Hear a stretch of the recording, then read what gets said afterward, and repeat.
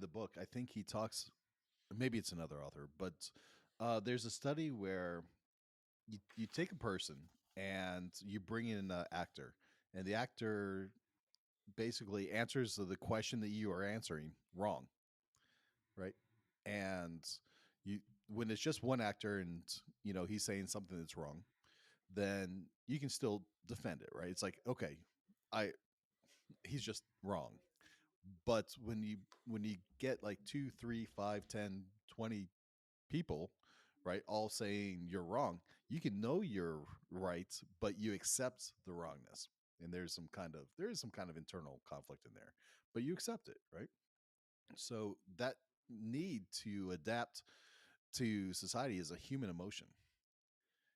This is a fitting in um, need that people have. So people will, and it's almost, I think it's like 75%. People will give the wrong answer knowing they're wrong to fit in. So it's one thing to say, to have to lie to yourself, I guess, and say, okay, I'm not going to fit into this society. I'm going to do it my way, and I'm going to try to make everybody adopt to me, versus saying, hey, let's go there, let's become part of the society, and I like those values, that's why I'm going there, and to become part of that and to evolve and to grow into it. So I think it's much more comfortable versus To the battling of it. Yes. To illustrate this a bit more, or in a bit more culturally way, there's a show called Brain Games. It was on Netflix. I don't think it is anymore. Um, the actually, it's still going on. I just don't know where it's at. The third episode of the first season is an episode called Remember This.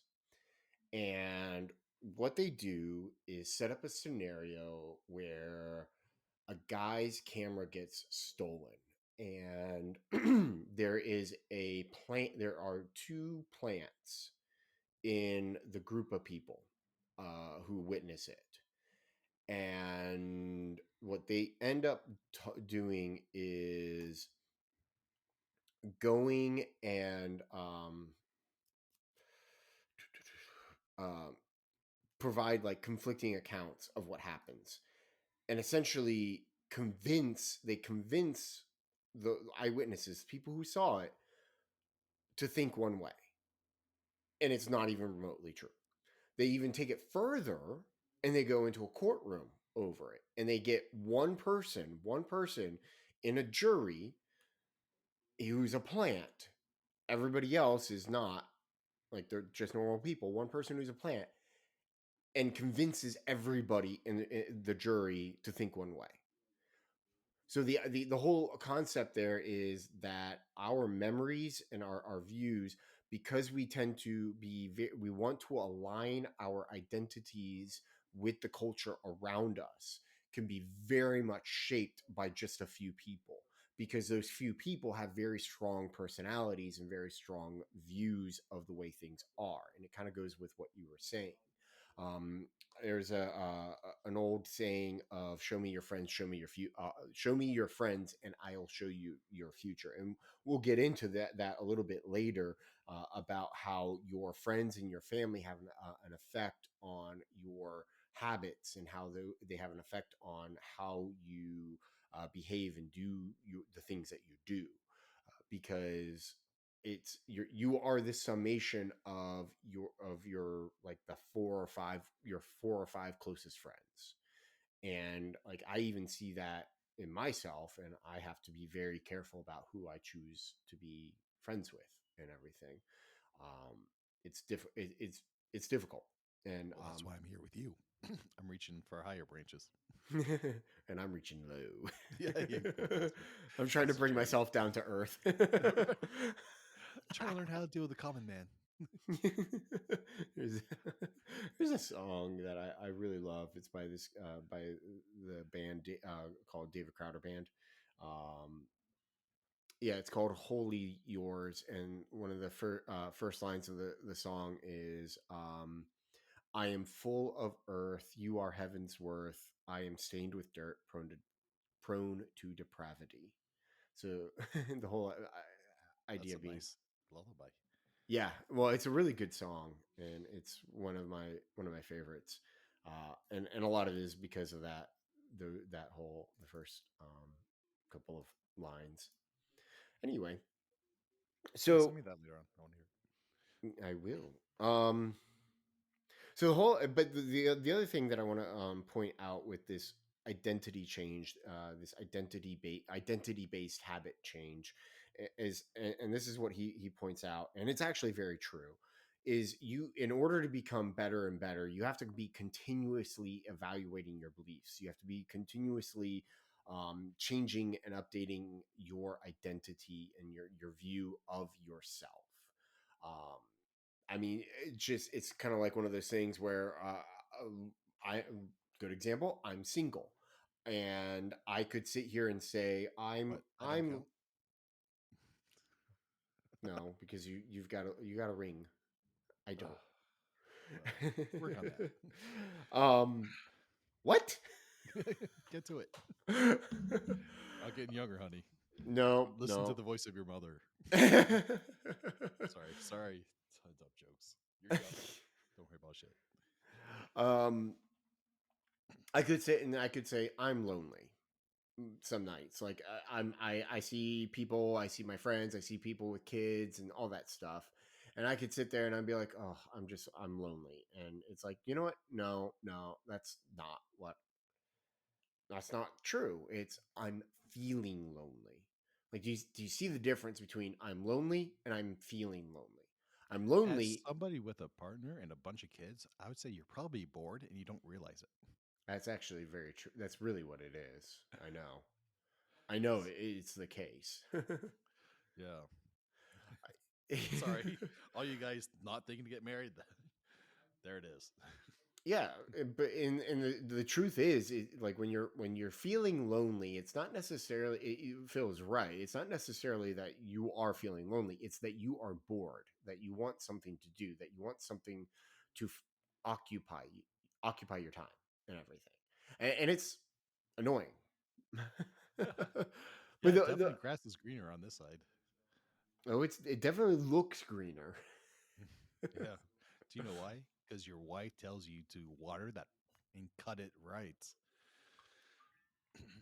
That's why it looks greener. Yep. All right. I'm just double checking to make sure. So here's the thing.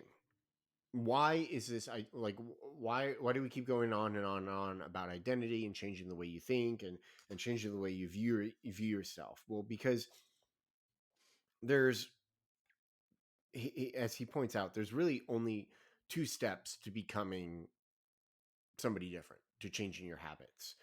And the first step is you have to decide on who you want to be. um I mean, that's easier said than done, and that's the whole point. um you have to sit and decide, all right, do you want to be a writer? Do you want to be a reader? Do you want to be a skinny person? Do you want to be a non-smoker? Do you want to be somebody who's not addicted to drugs? Like all of that stuff, you have to make that decision right there. And then the next step, once you've made that decision about who you want to be, is you have to start proving to yourself day in and day out that you want to be that person, that you are that person, with the small wins and stuff. In the world of business, it could very much be, okay, so I want to be a businessman. I want to own my own business. The small wins would be making something for the business. Small I mean, win. you look at it's better to look at the goal, right? Mhm. Just to look at the outcome and says what kind of identity achieves this, Yes. right? So look at the goal. The outcome is great. You got to know what the outcome is, unless or you're not going to be able to find the location you're driving to on the map. Yep. But look at that destination and say, what's the person that does this? Yep. And to be it, this is something I was not very good at when I was a kid, and I had a teacher that tried to explain to me, and I was too full of myself to listen. Uh-oh. But it was to pick a hero, right? And I think if they explained to me a little differently, it would have made more sense. But to pick a hero, pick a role model, right? And study them and see what in that identity, what in that person made them successful, Mhm. and start adopting some of those identity points. Yep. I'm not Exactly. sure. I'm not sure I say that well, but No, I think you said it well. I think you're 100% correct in what you just said. It's you find the person, you find somebody who's become who you want to become like. mhm. I mean, if you want to become the next Steve Jobs, you got to pick Steve Jobs and you got to go and study his life. Yeah, and see what he did every day, right? And then look back at like how does that reflect to what he did? And some of that stuff, you may decide like that's kind of gross, right? But and I'm not making fun of Steve Jobs, right? But when you pick a narcissist type, right? Yeah. You know, have fun with that. Check into how he his relationship with his daughter. Oh, Their relationship was awful up until the last couple of years of his life. There's yeah. The I worry about having a bad relationship with my kids, but I think every parent does. So, I mean, not that I worry. It's just, I just don't think I ever do enough, but I think that's not natural. so I would maybe rephrase that in that I think every good parent worries about that because I think the bad parents don't. In my world, bad parents don't exist. Yeah. Oh, okay, Also, okay, I don't okay. believe in global warming. Well, you do believe in And one of climate those two change. are more true than the other. But I can't say either are totally true. Wow. There's been spun. Okay. We have gone like all over the place. Anyway, I just want to wrap up all of this identity talk and everything with, hey, look, if you really want to make your change and you really want to change your life and you really want to adopt new habits and become better, you need to examine who you want to become, and then over the next couple of episodes, we're going to talk about like the exact steps that you need to take to solidify these habits in to help you become that person. um, and that's basically it. Because as he and clear James Clear ends the chapter, he says quite literally, you become your habits. So your habits are who you are going to become. And if you have habits that are in support of this new identity, great. You're going to become this new identity. If you have habits that are not in support of this new identity, then sorry, you're going to end up being just like that fat person at the end of February who's quitting the gym because you can't be bothered with it. So.